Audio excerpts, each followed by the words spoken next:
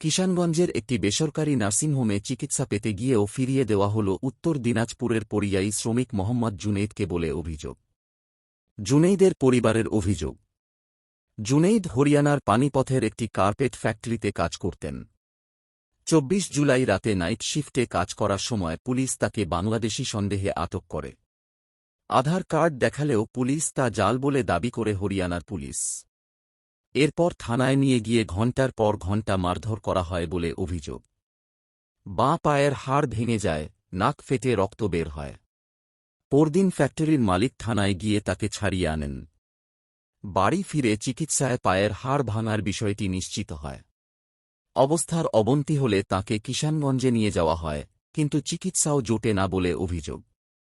জুনেইদের বাবা জামালউদ্দিন বলেন, ছেলেটা কষ্ট পাচ্ছিল, তাই কিষানগঞ্জে নিয়ে গিয়েছিলাম। কিন্তু ডাক্তাররা বলেন, পুলিশি ঝামেলা হতে পারে, তাই ভর্তি নেবেন না। নিরুপায় হয়ে বাড়ি ফিরেছি। ঘটনায় ক্ষোভ প্রকাশ করে গোয়ালপোখরের বিধায়ক ও রাজ্যের মন্ত্রী গোলাম রাব্বানী বলেন, এটা মোটিভেটেড। বিহারে বিজেপি শাসন চলছে বলেই হেনস্থা করা হয়েছে। বাংলাতেই আমি ওর চিকিৎসার ব্যবস্থা করব। জামালউদ্দিন কি হয় আপনার ছেলে? ছেলে। কবে বাড়ি ফিরেছে? উনি বাড়ি ফিরেছে ২৭ তারিখে, ২৭-২৮ তারিখে। তারপর কি হলো? তারপর লোকজন আসলো দেখতে, মন্ত্রী সাহেব আসলো। মন্ত্রী সাহেবের উদ্যোগে ওনার চেষ্টায় ছেলেটা বাড়ি ফিরল। বা ওখানে পানিপথে কিছু ট্রিটমেন্ট করা হয়েছিল, আমার চাচাতো ভাইটা নিয়ে গেছিলো। ট্রিটমেন্ট করার পর ওনাকে লোক দিয়ে বসে করে বাড়ি পাঠায় দেয়। এই তো বাড়ি ফিরে কেমন লাগছে? বাড়ি ফিরে তো যাক, একটু ভালো লাগছে যে ছেলেটা বাড়ি আসছে। যাই হোক, চোখে দেখতে পারলাম, এটাই একটা আনন্দ। তো ছেলের যা ঠ্যাং ভেঙে অসুখ, যা শাস্তি ওর ব্যাপার, তাতে দেখছি ওর কমছে না, তা ব্যথা। তো আমি দেখলাম যে ওখানে ওরা কী ডাক্তার কী রকম চিকিৎসা করছে না করছে। তো আমি একটু আমাদের এখানে এলাকার ডাক্তার, ভালো ডাক্তার, ওনার কাছে নিয়ে যাই। কিশোরগঞ্জে বাড়ির পাশেই আছে। তো ওখানে নিয়ে গেলাম। ওখানে উনি সব কাজ উপজ দেখার পর জিজ্ঞাসা করলো যে, আমি বললাম যে এই ঘটনা। তো বলছে এটাতে হরিয়ানা পানির পথের কাগজ, এগুলো আপনাদের। তো আমি এটা ট্রিটমেন্ট করব না, কারণ পুলিশ কেস হতে পারে এবং সোশ্যাল মিডিয়া আপনার ব্যাপারটা হাইলাইট হয়ে গেছে।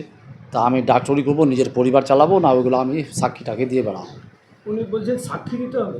ওই যে কেস হতে দিতে হবে আমাকে, তখন আমি এগুলা কোথায় দৌড়ায় বেড়াবো আমি? মানে পুলিশের ভয়ে উনি ট্রিটমেন্ট হ্যাঁ, এই কেসের ভয়ে, পুলিশের ভয়ে উনি ট্রিটমেন্ট করবেন। দাদা বলছিলাম, আপনাকে এই রাজ্য থেকে বিহারে যেতে হলো কেন? মানে পাশে আর আমাদের ওরকম পশ্চিম এই উত্তর দিনাজপুরে পাশে কোনো ওরকম হাসপাতাল নাই। কিশোরগঞ্জটা আমাদের পাশে পড়ে আর কি, সেখানে যেতে হলো। সেখানে গেলাম। ট্রিটমেন্ট করলো না ডাক্তার? হুম, ফিরিয়ে আনা হয়েছে ফিরিয়ে আনা হয়েছে বাড়িতে। বাড়িতে।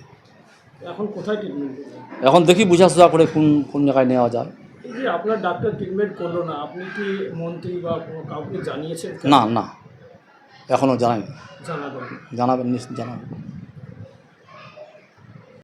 বলছিলাম যে আপনি এই রাজ্যে হুম, বা এই জেলায় ট্রিটমেন্ট কেন করলেন না ছেলের? আমাদের পার্শ্ববর্তী ওরকম কোনো হাসপাতাল নাই, সরকারি হাসপাতাল বা প্রাইভেট হাসপাতাল পশ্চিম, হ্যাঁ, বিশ্ব উত্তর দিনাজপুরে।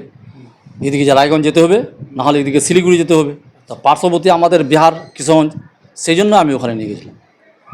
সেখানেও ফিরিয়ে দিয়েছে? সেখানেও ফিরিয়ে দিয়েছে। এখন কি করবেন? এখন আবার মন্ত্রী সাহেবকে বলবো, দেখি কোথায় চেষ্টা করে দিই, উনি উপায় করছে নাকি। বিহারে ফিরিয়ে দিল, হুম, যদি এই রাজ্যে কোথাও ফিরিয়ে দেয় আপনাকে? তো মন্ত্রী বলবো। আপনাদের এই এলাকায় যে মন্ত্রী সাহেব আছে, হুম, ওনাকে এই বিষয়টা জানাবেন? জানাবো। কীভাবে জানাবেন? হুম, ওনাকে বলবো যে এটা আমাদেরকে ব্যবস্থা করে দেন, যাতে আমার ছেলের ট্রিটমেন্ট হয়। এটা তো দুর্ভাগ্য। হুম, এটা তো আমাদের দুর্ভাগ্য একটা। পার্শ্ববর্তী যদি ওরকম কোনো সুব্যবস্থা থাকতো, স্বাস্থ্যকেন্দ্র থাকতো, তাহলে এই পরিস্থিতি আমাদের হতো না। সেই হরিয়ানাতেও গিয়ে অত্যাচার। হ্যাঁ, সে হরিয়ানাও গিয়ে অত্যাচার। এখনও আবার পুনরায় মন্ত্রী সাহেবকে বলবো যে উনি কী ব্যবস্থা নিচ্ছেন ছেলের। বিহারেও যাচ্ছেন, সেখানেও সমস্যা। সেখানেও সমস্যা। সেখানেও গিয়ে মানে হুম, এগিয়ে আসতে হচ্ছে। হেনস্থা হচ্ছে। হেনস্থা। তাহলে হুম, তো তারা কিভাবে থাকবে এলাকা? খুব কঠিন ব্যবস্থা। পশ্চিমবাংলার শ্রমিক বাঁচবেই না, যাবে উপায়। আমাদের এখানে তো পশ্চিমবাংলাতে কোনো কলকারখানা নাই, কোনো ফ্যাক্টরি নাই কাজ করবে। এই যে আমার ছেলেটা এখন বাড়ি আসছে, উনি দিয়ে এখন ওনার পরিবারের 4-5টা লোক, আমার কাছ থেকে উনি ভিন্ন। এখন যদি 2 মাস 4 মাস পরে থাকতে হয় ওনাকে, উনি খাবেটা কি? এলাকায় কোনো কাজ নেই, এলাকায় কোনো কাজ নাই, আর উনি তো কাজে যেতেও পারবেন না 2-4 মাস। সেই আমি তো বৃদ্ধ বাবা, আমার তো এখন কামাবার কোনো উপায় নাই। আমি যে 10 টাকা কামাই করে ছেলেকে খাওয়াবো, তো তার পরিবারটার অবস্থাটা কি? এই যে আমাদের দিদি আছেন এবং মন্ত্রী সাহেব আছেন, এরা যদি একটা কোনো ব্যবস্থা না নেন তাহলে দিন আর বাঁচাই কঠিন হয়ে যাবে। এছাড়া আরও যে অনেকেই তো আছে অনেকেই তো আছে, সবাই মিলে একটা উদ্যোগ নোক, এলাকায়, যেন না হলে তো ফ্যামিলিটা শেষ হয়ে যাবে। কিছু না, এলাকায় কোনো শিল্প নাই। আজকে যদি আমাদের পশ্চিমবাংলার শিল্প থাকতো, ফ্যাক্টরি থাকতো, কেন যেত আমাদের পশ্চিমবাংলার হিন্দু মুসলমান বাইরে স্টেটে? বাইরে গিয়ে হেনস্থা হচ্ছে। বাইরে গিয়ে হেনস্থা হচ্ছে, কেন মার খাচ্ছি আজকে আমরা? ওখানে 1,000-1,500 টাকা দিন না কামাই, এখানে যে আমরা 500 টাকা কামাতাম, লবণ ভাত খেতাম, এখানে ডাল ভাত খেতাম আমরা এখানে বাঙালি, তাও আমরা সন্তুষ্ট হতাম। আর ওখানে গিয়ে বাংলা কথা বলতে বাংলা কথা বলাতে বাংলাদেশি, তকমা দিয়ে হেনস্থা, মারপিট, না বললে আবার বেশি করে মার দিচ্ছে। বাড়ি আসে ট্রিটমেন্ট, না, কঠিন অবস্থা। কঠিন অবস্থা। রাজ্যের মুখ্যমন্ত্রীকে কী বলবেন এই বিষয়ে? ওনাকে এটাই বলবো যে আমার ছেলেটা কোনো ব্যবস্থা হোক, এবং রাজ্যে গরিবদের জন্য, শ্রমিকদের জন্য কোনো একটা কল কারখানা, ফ্যাক্টরি নিয়ে আসুক, কাজ হোক মানুষদেরকে, তাহলে আমরা যাবো না বাইরে। কী দরকারটা আছে আমাদের? উনি তো বলেছেন যে রেশন আর অন্যান্য কিছু দিবেন। রেশন দিয়ে কি আর চলা যায়? 5 কেজি রেশনে কী হবে? চিকিৎসা করাতে চায়নি এক বেসরকারি নার্সিংহোম, কি বলবেন? কিশোরগঞ্জ কোন স্টেট? বিজেপি আর নীতিশ কুমারের রুল স্টেট। যদি বিজেপির স্টেট হরিয়ানা হয় তাকে ডাবল ইঞ্জিনের, এটা তো ডাবল ইঞ্জিনের সরকার। যেখানে ডাবল ইঞ্জিন আছে সেখানে এগুলো অসুবিধা হচ্ছে। এই জুনেদ না, অনেক জুনেদ আছে যেখানে খারাপ লাগে কি একটা পেশেন্ট গিয়েছে, পেশেন্টের চিকিৎসা পাবে না, আর পেশেন্টটাকে মেরেছে, বেধড়ক মেরেছে পুলিশ। পুলিশ এরকম করে মারতে পারে কি? শুধু ওর অপরাধ এটাই যে বাংলাদেশ, বাংলা বললে বাংলাদেশি, তা আমাদের ভাষা তো এখানকার বেঙ্গলি, আমরা তো বাংলা বলি সবাই। আর হিন্দি উর্দু বললে পাকিস্তানি। আর কি দেশটা কোন জায়গায় চলে গেছে, কোথায় যাচ্ছে, আমরা অবাক হয়ে যাই। আর 1-2 জন না, আমরা হাজার হাজার এখান থেকে পরিযায়ী শ্রমিকদের আমাকে সার্টিফিকেট করতে হচ্ছে, সার্টিফিকেট দিতে হচ্ছে, পঞ্চায়েত দিচ্ছে, আধার কার্ড মানবে না, ইপিক কার্ড মানবে না, তারপরে রেশন কার্ড মানবে না, পাসপোর্ট মানবে না, জমির দলিলগুলো দিচ্ছে ওটাও মানবে না, তাহলে মানবেটা কি? তারপরে আমি আমার অনারেবল চিফ মিনিস্টার মমতা বন্দ্যোপাধ্যায়কে আমি জানালাম, খবর দিয়েছি। তারপরে এখনকার আমাদের ডিজিপি রাজীব কুমার সাহেব, ADG law and order Javed Shamim সাহেব, তারপরে আমাদের রাজেশ কুমার আইজি সাহেব, রাজেশ কুমার সাহেব, তারপরে আমাদের ডিআইজি সুধীর কুমার সাহেব, এসপি আপনার জেবি থমাস সাহেব, ডিএম সুরেন্দ্র কুমার মিনা সাহেব, সবাই সঙ্গে আমি বলেছি কে, ওরা বললো আমাকে কে স্যার লিস্টটা পাঠিয়ে দেন। আমি লিস্ট করি, নেম, ফাদার্স নেম, এখানকার অ্যাড্রেস, ওখানকার অ্যাড্রেস, মোবাইল নম্বর, ওখানকার থানা, এখানকার থানা, সব কোটায় এক করে আমরা 1-2 করে আমরা সব তথ্য পাঠিয়েছি। তারপরে রিলিজ করা হচ্ছে। এই তথ্যগুলো না পাঠালে ওখানকার তথ্যগুলো মানে না।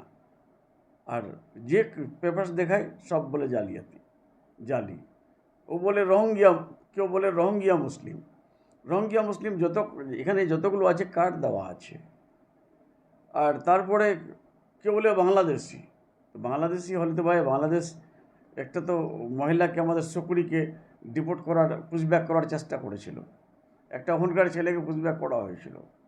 বাংলাদেশ নিয়ে নেবে কি? কখনো নিতে পারবে না। এটা ফরেন ন্যাশনালকে কী করে নেয়? এটা প্রমাণ করার পরে যদি এগুলো করে, তো এরকম সরকারের কি করে দরকার হয়? লোক ভোট দেয় সুখ পাওয়ার জন্য, লোক ভোট দেয় দুঃখ পাওয়ার জন্য না, কষ্ট পাওয়ার জন্য না।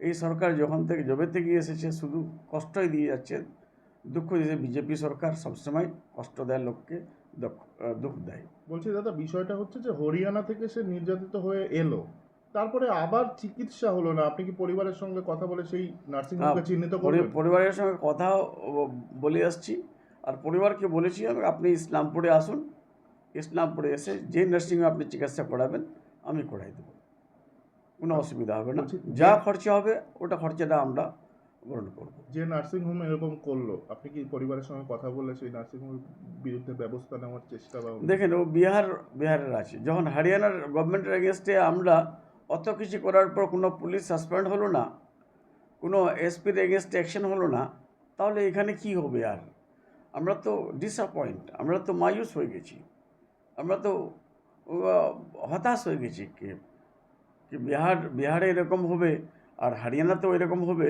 এটা কি হয়? কি এটা মানুষের আর একটা পেশেন্ট মানে এটা সহানুভূতি থাকার দরকার, একটা মানবিকতা থাকার দরকার। আমাদের মুখ্যমন্ত্রী, মানবিক মুখ্যমন্ত্রী 5 লক্ষ টাকা স্বাস্থ্যের সাথে কাটে দিচ্ছে 1 বছরের জন্য, চিকিৎসা করছে।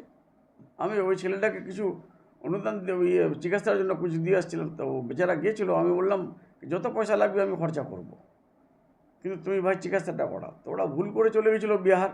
আমি আজকে বলেছি কি তুমি এখানে আসো, ইসলামপুরে আসো, আমি চিকিৎসা করাই দেবো। आपका क्या नाम है? मेरा नाम है एमडी जुनेद आलम। आप कब घर आए थे? हम घर आने का 2 दिन हुआ है। तो यहाँ पर आपको मंत्री साहब भी आए थे, हाँ, यहाँ पे मंत्री साहब घर पे मिलने आए थे। क्या बोला उन्होंने? हम मंत्री साहब से बात हुआ कि अब घबराने की कोई बात नहीं है, हम लोग आपके साथ हैं, तो आप आराम से रहिए और जो भी है इलाज कराइए। तो फिर हमने गया था बिहार इलाज कराने के लिए, और हमारे यहाँ पे तो आसपास में कोई अच्छा कोई अस्पताल नहीं है, तो इसलिए हमें बिहार जाना पड़ा। तो बिहार का जो डॉक्टर है, तो उन्होंने बोला आपका ट्रीटमेंट यहाँ नहीं होगा, क्योंकि ये है पुलिस केस। आप वहाँ से आए हरियाणा से, आपका इसलिए यहाँ ट्रीटमेंट नहीं हो सकता है। क्यों? और मतलब ये जो है आपका है पुलिस केस, तो इसलिए आपका ट्रीटमेंट हम लोग नहीं करेंगे, आप यहाँ से चलिए रिटर्न। तो हम लोग रिटर्न आ गए। आप आपको बिहार क्यों जाने पड़ा? बिहार इसलिए जाना पड़ा क्योंकि यहाँ आसपास में कोई अच्छा अस्पताल नहीं है, इसलिए हमें बिहार जाना पड़ा। जब बिहार गए तो बिहार का जो डॉक्टर था वो ट्रीटमेंट करने के लिए मना करा।